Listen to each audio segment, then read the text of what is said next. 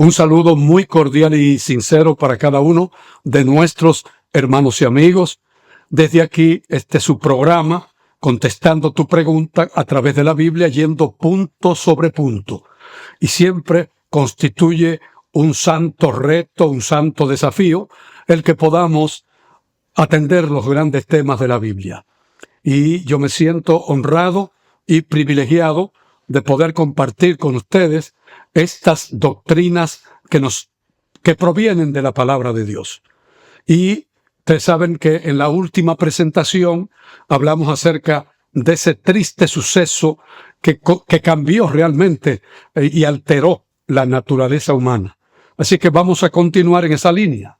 Pero antes de hacerlo, vamos a pedir la bendición de Dios sobre nosotros y sobre cada uno de ustedes. Oremos. Amante Padre Celestial, muchas gracias, Señor, te damos porque tú nos permites conocerte mejor a través de tu revelación, de tu santa palabra. Y te pedimos, oh Padre, que nos bendigas al desarrollar este importante tema de nuestra naturaleza y lo que ha sucedido, pero gracias por esa obra de restauración que tú has hecho para reconciliar al hombre contigo. Bendícenos. Bendice a cada uno de los que está contemplando y siguiendo esta presentación y danos la guía y la luz de tu Santo Espíritu. En el nombre de Jesús te pedimos todo y te agradecemos. Amén.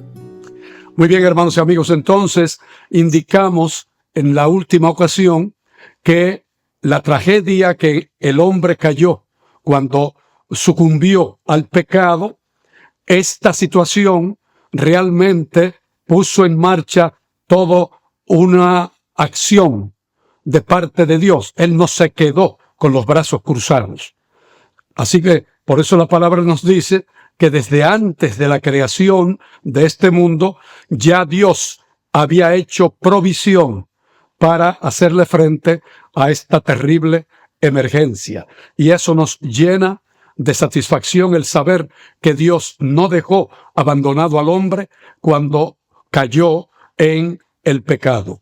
Él tenía ya en su programa salvífico todo el plan bien elaborado para que tengamos una nueva oportunidad de reconciliarnos con Él. Hicimos también referencia a la primera gran promesa que Dios nos dejó para reconciliarnos con Él. Y esa gran promesa la encontramos en Génesis capítulo 3, versículo 15. Esa promesa se conoce como el protoevangelio, que quiere decir que es la primera manifestación, la primera chispa, la primera semilla de esa buena noticia que es el evangelio. Que cuando realmente el hombre fracasó y cayó en el pecado por culpa de Satanás, ya el Señor había dicho que realmente no todo estaba perdido. Dios estaba allí para guiarnos a ese reencuentro con Él. Cuando Satanás tentó e hizo caer a nuestros primeros padres, como indicamos anteriormente, Dios entonces se dirigió al enemigo, a Satanás, directamente en Génesis 3:15, porque son palabras dirigidas hacia él. Y les dijo: enemistad pondré entre ti y la mujer, entre tu simiente y la simiente suya. Esta, la simiente de la mujer, te herirá en la cabeza y tú le herirás en el calcañar.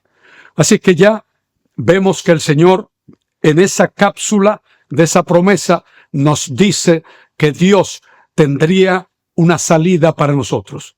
Él prometió que vendría un Redentor. Por eso es que a ese Redentor nosotros le llamamos el Mesías. ¿Para qué? Para reconciliarnos con nuestro Creador. Ese Mesías, por supuesto, como ya indicamos que vamos a hablar en esta ocasión, es nuestro Señor Jesús. Así que Él se constituyó en la solución a la tragedia humana. Y por eso estamos muy agradecidos a Dios por esa solución y ese remedio. De hecho, la teología cristiana divide la doctrina de Cristo en dos partes. La primera, pues, toca la naturaleza o persona de Cristo, y la segunda trata acerca de su obra o lo que Él logró. Ambos aspectos, por supuesto, deben ser considerados para poder así comprender ese alcance del plan que Dios preparó para redimirnos, para transformarnos de una naturaleza pecaminosa a una victoriosa en Cristo Jesús. Así que por eso es que tanto la naturaleza de la persona de Cristo como la obra que Él vino a realizar, es indispensable que nosotros también podamos comprenderlo.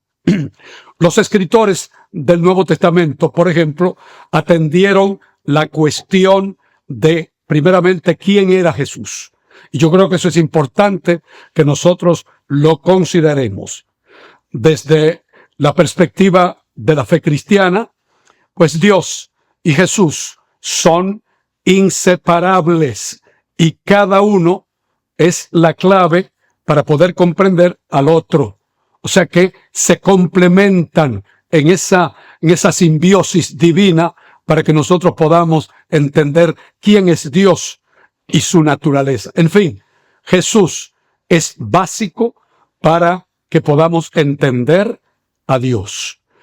De hecho, Dios nos ofreció en Él la mayor revelación de su persona, como muy bien lo dice el apóstol allá en Hebreos capítulo 1, versos del 1 al 3, cuando él dice: Dios, habiendo hablado muchas veces y de muchas maneras en otro tiempo a los padres por los profetas, en estos postreros días nos ha hablado por el Hijo, a quien constituyó heredero de todo y por quien asimismo hizo el universo, el cual, siendo el resplandor de su propia gloria y la imagen misma de su sustancia, y quien sustenta todas las cosas con la palabra de su poder, habiendo efectuado la purificación de nuestros pecados por medio de sí mismo,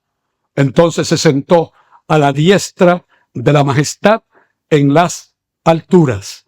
Yo creo que aquí el apóstol está siendo muy preciso y puntual para decirnos que aunque Dios se ha revelado en múltiples formas, la revelación especial superior nos vino a través de Cristo. Sí, lo podemos ver a Dios en la naturaleza, lo podemos ver en la Biblia, lo podemos ver en la conciencia humana, en los eventos históricos y así a través de toda la historia de la humanidad.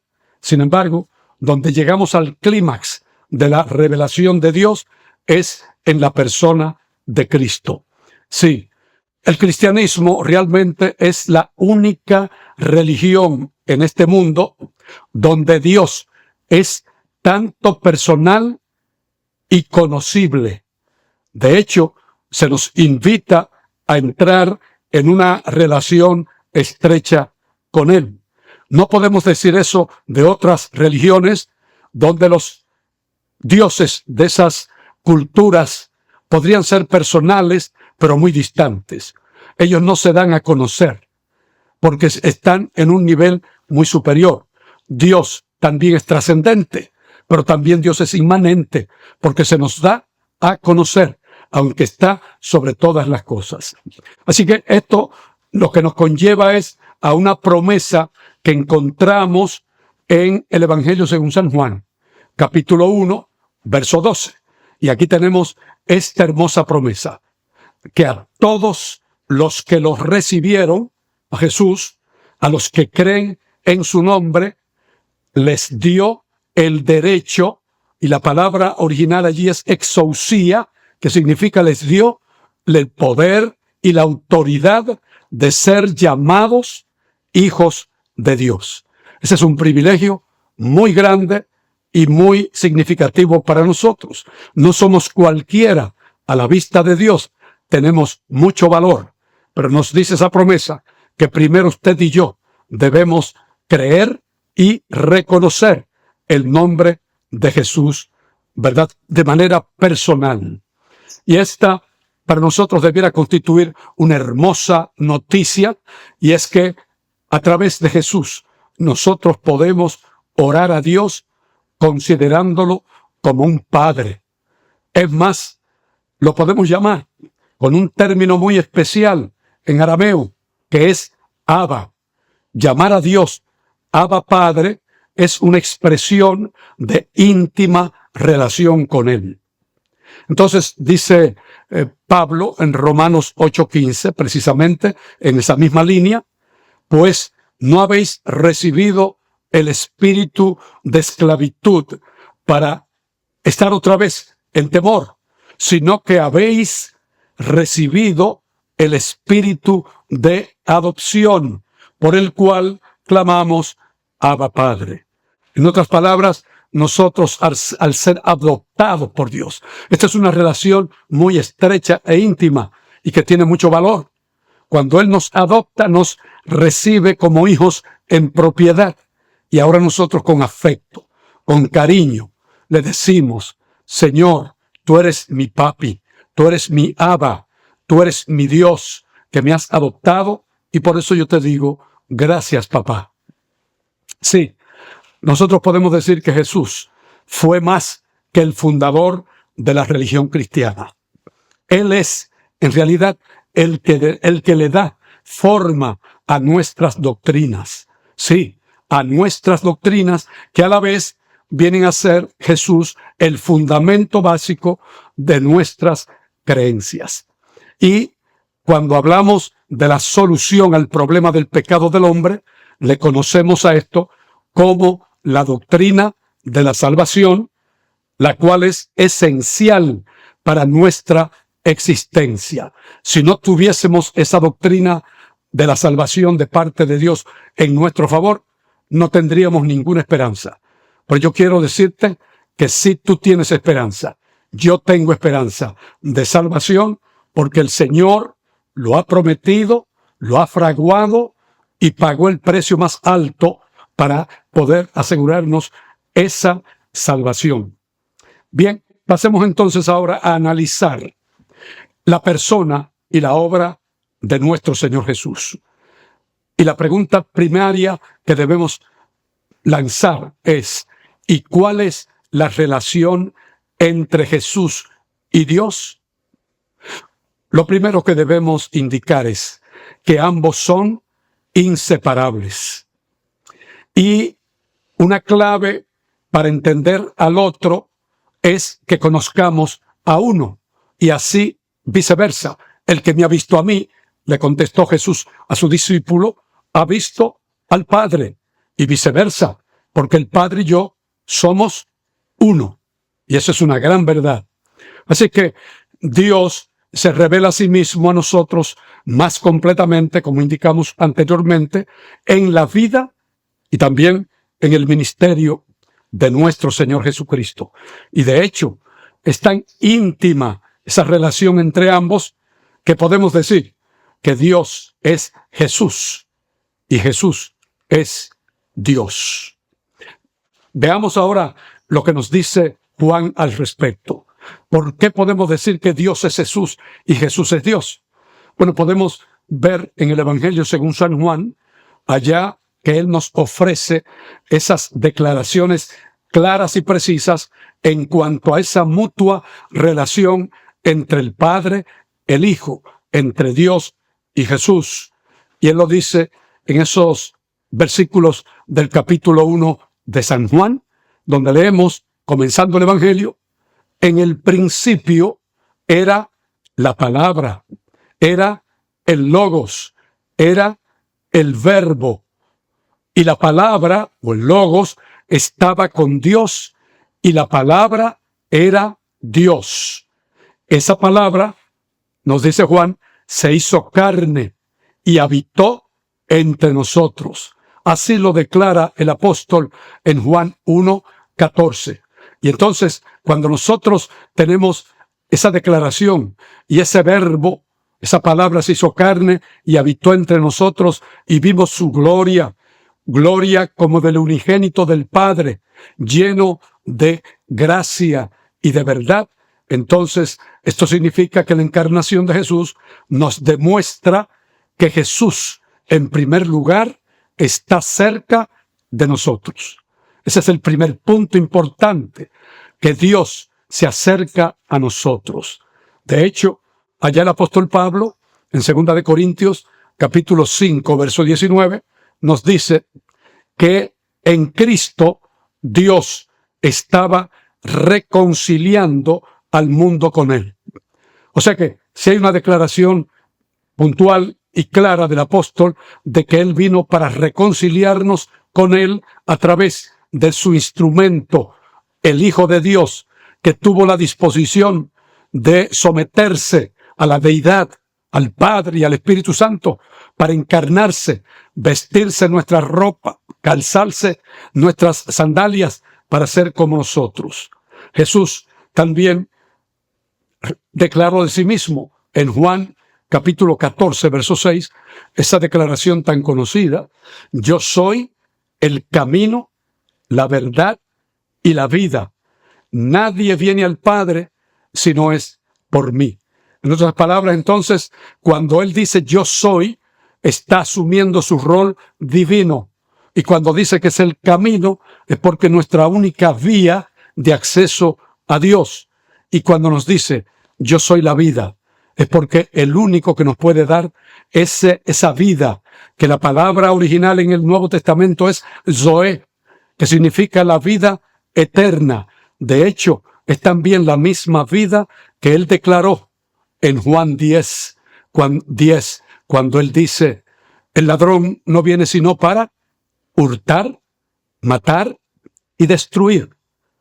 Mas yo he venido para que tengan vida y para que la tengan en abundancia. Esa palabra vida es Zoé, que es la vida abundante, plena y de calidad que Cristo quiere ofrecernos. Así que, hermanos, realmente eso es importante, que nosotros tomemos esa oferta de la vida plena, abundante y eterna que Cristo quiere darnos. Para eso, el Señor nos dice, el que cree en mí, ciertamente vivirá. Y no solamente vivirá, sino que vive y tiene vida eterna. Otro aspecto que quisiéramos mencionar es cuáles son los títulos que la Biblia nos da de Jesús en esta tarea de nosotros conocerlo. En el Nuevo Testamento se nos ofrecen por lo menos una variedad de títulos para referirse a Jesús. Y la mayoría de ellos, si no todos, son extraídos de conceptos del Mesías venidero en la profecía del Antiguo Testamento, en el Pentateuco, como ya anticipaba quién sería y cómo sería ese Redentor, ese Mesías. ¿Y cuáles son algunos de esos títulos? Por lo menos tenemos que el primero que lo va a llamar profeta es Moisés. Profeta entre vosotros levantará el Señor, refiriéndose a la venida del Mesías. Entonces también encontramos en la Biblia, y el Nuevo Testamento recoge lo que el Antiguo plantea, que Jesús llegó a ser, como lo presentaba Isaías, el siervo sufriente, que también Él es el sumo sacerdote, el Mesías, el Hijo del Hombre. Todos esos títulos abarcan la persona de Jesús y no dan abasto. También es el Señor, que significa el Curios. Esa es la palabra para Dios en el Antiguo y en el Nuevo Testamento, y se le atribuye también a Jesús. También a Él se le llama el Soter, que significa el Salvador. De manera que aquí Jesús tiene cubiertas todas las áreas para nuestras necesidades. Como ya vimos en el capítulo 1 de Juan, Jesús también es identificado como el Logos, la palabra, y por supuesto el Hijo de Dios. De esta manera, entonces nosotros podemos ver que Jesús se constituye en el puente que nos une con y nos reconcilia realmente con Dios. Bueno, hermanos y amigos, yo creo que debemos continuar elaborando un poco más acerca de la persona de Jesús. No tendríamos tiempo para que en estos cortos minutos podamos abarcar todas las implicaciones de quién es Jesús y su naturaleza. Pero, aunque ya estamos concluyendo esta presentación, quiero anunciarles que en nuestro próximo vídeo o presentación vamos a continuar viendo otras grandes verdades acerca de la persona de nuestro Salvador. Así que les invitamos para que continúen con nosotros. Y no olvide que cuando usted se suscribe a este canal, usted tiene el derecho de recibir notificación previa a lo que viene subsiguientemente. Así que ha sido un placer comenzar a hablar acerca de Jesús con ustedes y les prometo que en la próxima vamos a darle continuidad. Solamente me queda o me resta decirles que Dios les bendiga, que cada uno de nosotros podamos hacer un compromiso con Él de aceptar a Cristo como nuestro único y suficiente Salvador personal. Nos veremos.